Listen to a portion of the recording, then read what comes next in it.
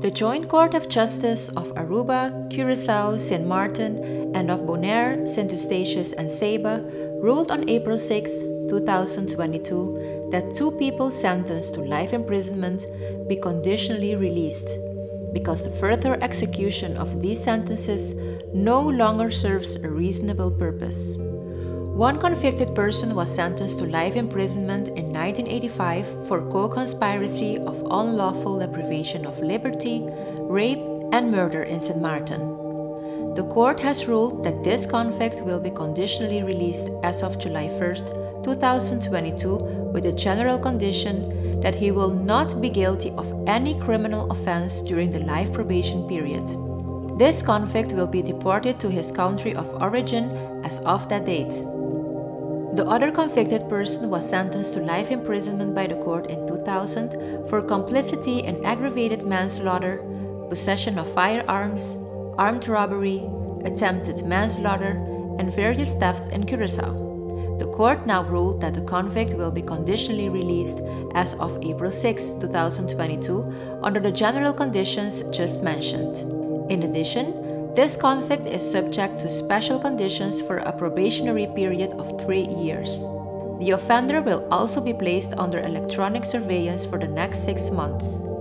Article 130 of the Criminal Code states that a person sentenced to life imprisonment in Curaçao and Aruba may be conditionally released after 20 years of confinement, and in Sint Maarten after 25 years, if the court is of the opinion that further enforcement would no longer serve a reasonable purpose. To be able to make a decision on this matter, the court takes the position of the relatives of the possible victim into consideration and the risk that the convicted person will reoffend. If the court does not decide to release the offender, it assesses the situation again after 5 years, and if necessary, each time after 5 years. The legislative history regarding this provision includes the following. I quote, "The execution of a prison sentence without any hope of return to society can be a degrading situation." During a lecture at the University of the Netherlands Antilles on April 13, 2006, the Groningen and Arubian criminal law professor De Jong proposed a periodic review of the life sentence. This would also be in line with the approach of the European Court of Human Rights, which considers periodic judicial review necessary, depending on the nature and the purpose of the detention in question, viewed in the light of the objectives of the sentencing court. In response to this regulation imposes an obligation on the court to review the position of the person sentenced to life imprisonment after 20 or 25 years respectively, and if necessary, to review it again each time after 5 years. The purpose of the regulation is to prevent that the execution of life imprisonment leads automatically or improperly to a hopeless existence for the people involved. Of course, the interests of the convicted person should be weighed against the interests of society, and, in particular, the position of the relatives of the victims or the victims themselves should be taken into consideration. The article also mentions the risk of recidivism. It is obvious that the court should seek the advice of a behavioral expert for this purpose." End quote. In short, the cases in which the court has ruled on this day, it was considered that the chance that the convicted person will commit criminal offenses again, after being released, has been reduced to such an extent that the protection of society against that chance should no longer come first. In this consideration, the court has also taken the position of the relatives into account.